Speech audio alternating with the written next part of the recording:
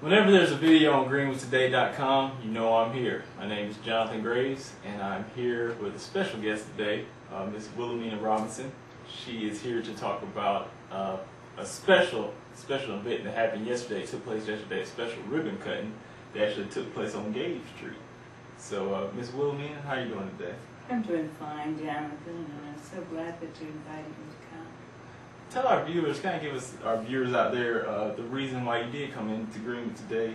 Well, I came today to talk about the Anna L. Robinson home, which is a historical site in Greenwood, South Carolina. This site is sponsored by the National Council of Negro Women. We took on this project about 2 years ago so that we could complete it. It had its beginning earlier, but due to administrative changes, it did not bring about the kinds of funds we needed to complete it. So finally we were able to find donations and people who would work hard to complete the project. Give me a little bit of background information on the home. I'm sure people that have lived in Greenwood all their life pretty much already know what the home is all about. Just give me a little bit of background information for those out there that might not be familiar with it. The home belonged to Anna L. Robinson. Anna L. Robinson, as far as we know, was the first black registered nurse in Greenwood. Mm-hmm. And she lived in this house from the time she was a baby until she died. Mm-hmm. It was a home house where the parents lived, and then she lived in it after she was married. She was able to do so many things for people in the Gage Street area. Gage Street was really her heart. When she was about 90 years old, she made the final attempt to clean up that particular street. She was educated in the north, but she came back to Greenwood so that she could serve as a nurse for Greenwood County area. I asked my mom about it. I asked her if she actually, because she's from Greenwood, she's lived here all her life. But I was talking to her about it and trying to get a little bit more background information on it. And she told me when I asked her about Anna L. Robinson, the first words that came out of her mouth was she was sort of like the Mother Teresa of Greenwood County. Mm-hmm. So it kind of explained to me her contributions to this community, what kind of impact she made in our community. Most of the children are in the schools in Greenwood County in the 40s and 50s would know her as the school nurse. Mm-hmm. And along with being the school nurse, she took care of families in the city and in the county. She delivered many babies as a midwife in the Greenwood area. And she cared for many of the doctors, lawyers, nurses' children in the Greenwood area. The Selfs, if I should name one, and the admins would be some of the people that she really took care of their children. Let's talk about what happened yesterday, the ribbon cutting. You come from all the way, not thinking it might be a historical site, and now it is a historical site, and then you had the ribbon cutting yesterday. Talk about what that experience was like. Well, yesterday was a very great day for us because about 7 women that belonged to the National Council of Negro Women worked very hard to restore that house.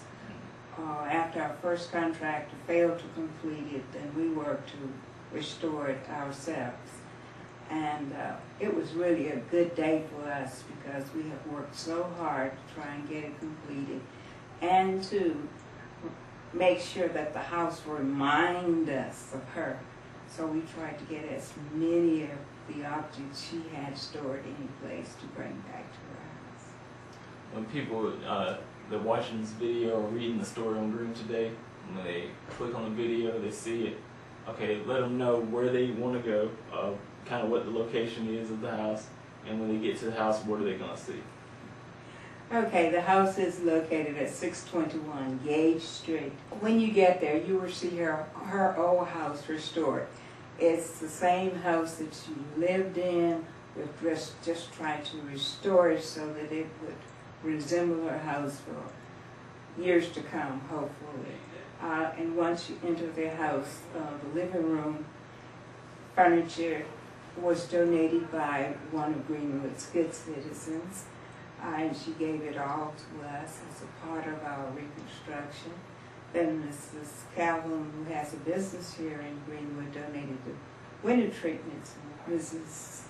Annie L. Robinson's room, Mrs. Mother Hart was able to get some of Mrs. Robinson's furniture, and they brought that furniture down, and we tried to restore it. Mrs. Long's daughter, who lives in Charleston, gave us a lot of help for that, so we would have a mattress on the bed. We were able to recruit her chair that she used to sit in and get that into her room. Then one of the desk in her room that she owned before was there, and we used it too. The bathroom was redone too. A part of it by the contractor, and the other part by the Marsh Chapel Brotherhood. In the kids' room, and that's where we have our tutorial program. The desks were donated by Mr. Hart, and we donated chairs, whatever we could find, or we bought the tables to put in there. And Retired Teachers Organization donated some books for the kids. We are in need of help in that area. Our educational resources we need to work on. The dining room, the table was donated. The buffet came from Miss Robinson's house in the beginning. Mrs. Bowes and Reverend Curry found chairs, and we worked on the chairs and repaired them so that we would have a dining room table and chairs. The newest or most recent thing that we have in the house is the kitchen. And the kitchen was a grant that Mrs. Abel was able to get for us, and the grant came through Home Depot.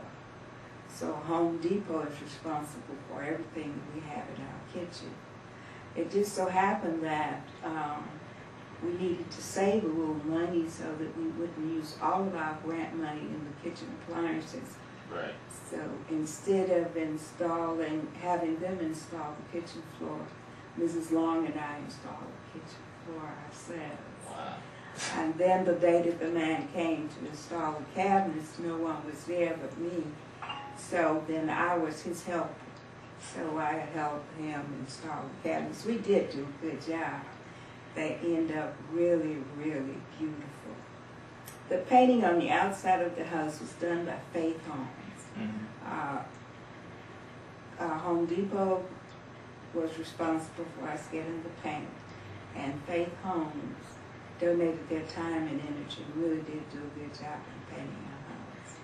The Marsh Chapel Brotherhood donated time, energy, and money to work on parts of the house in the hallway. And that was because we had paint with lead content, and that had to be removed. And a 94-year-old man was able to tell us what to do with that, and we just appreciated him so much. Well, she just went through the whole house for you, so make sure to go out there, check it out. A lot of work's been put into the restoration of the house. A lot of time and effort by some great people of this community. Our hours are from 3 o'clock until 5 in the afternoons. Okay. And that's Monday through Thursday, and from 1 o'clock until 3 o'clock on Fridays, and Saturdays and Sundays 5 o'clock. Okay. Well, we appreciate you coming in, Ms. William, to come and talk to us a little bit today about Miss Ann L. Robinson's restored house, her new historical monument to this community, really. Make sure to go out and see the house. You have the hours now, you have the information, so make sure to take it and use it to the best of your ability. Thank you once again, Ms. Robinson, for coming in today. We appreciate you coming into the studio and giving us a little bit more background information on the site. For Jonathan Graves, I think we're done here.